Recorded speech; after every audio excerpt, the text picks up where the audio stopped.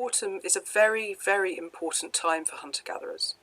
Not only is it quite a rich time of year when nuts and berries and seeds are ripe and can be picked and stored, but it's the last chance to lay in supplies for the winter. Some of the late summer plants are past picking now, but there are still plenty around.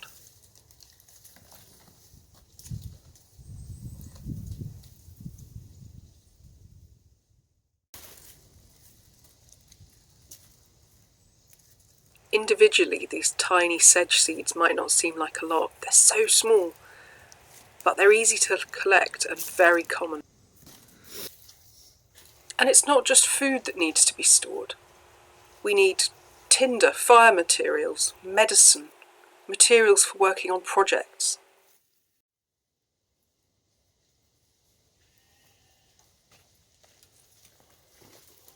Winters, with everyone shut up together away from the weather, can be a terrible time for coughs, colds, and all sorts of other common bugs.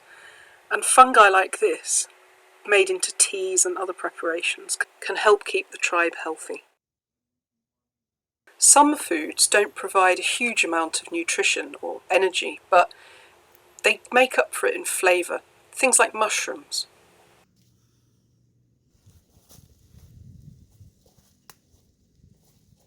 The wet, muddy weather of spring and autumn can be some of the hardest to deal with when you're wearing leather clothing. Rather than wasting fat and beeswax waterproofing footwear that's never going to be fully waterproof, it's often easier to just go barefoot.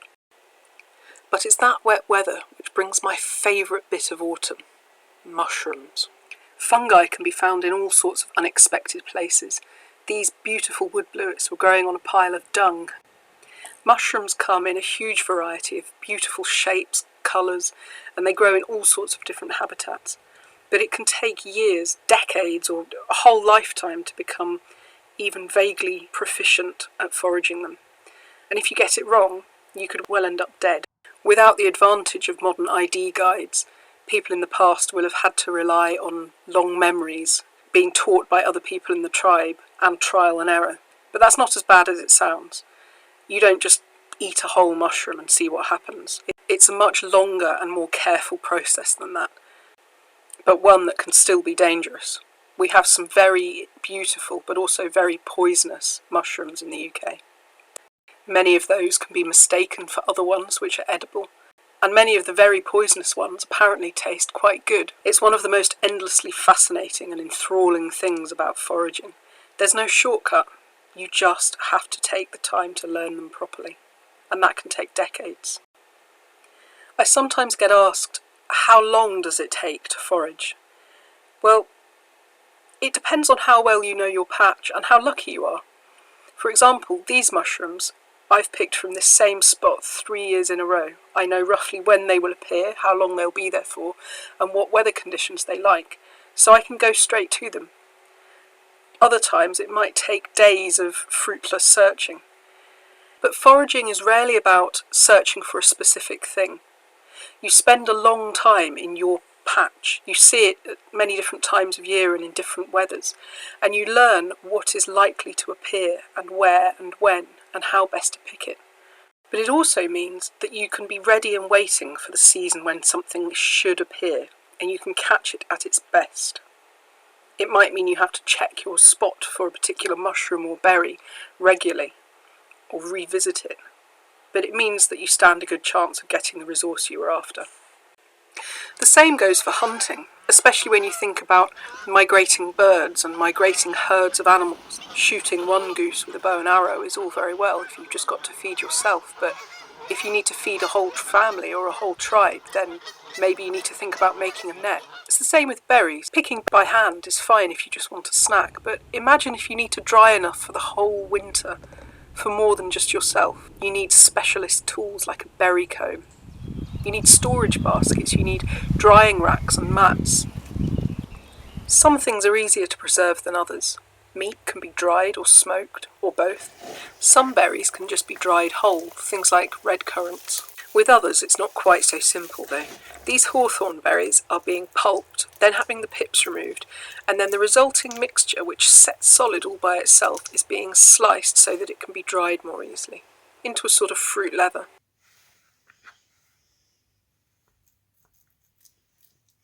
Mushrooms are perhaps the easiest of all, because you just need to thread them onto a piece of cordage and hang them up.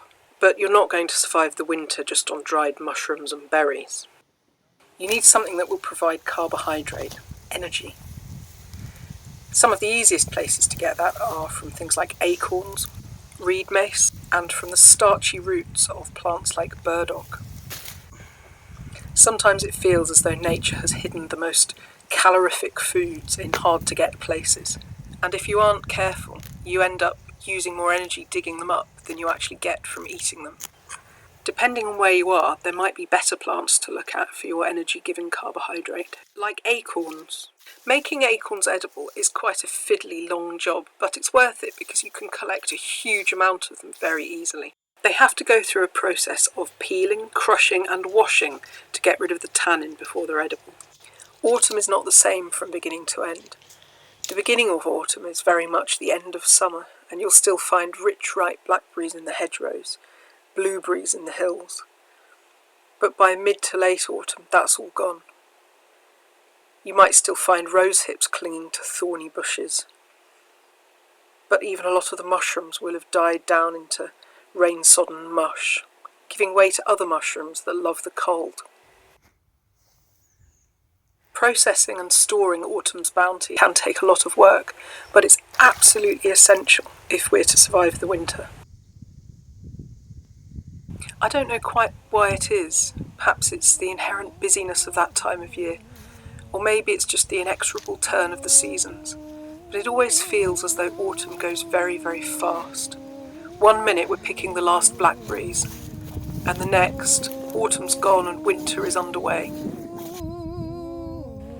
If there's one thing autumn teaches you, it's not to waste an opportunity.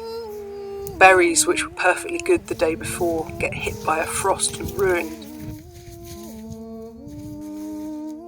The turn of the seasons waits for no one. But then neither does the turn of the years.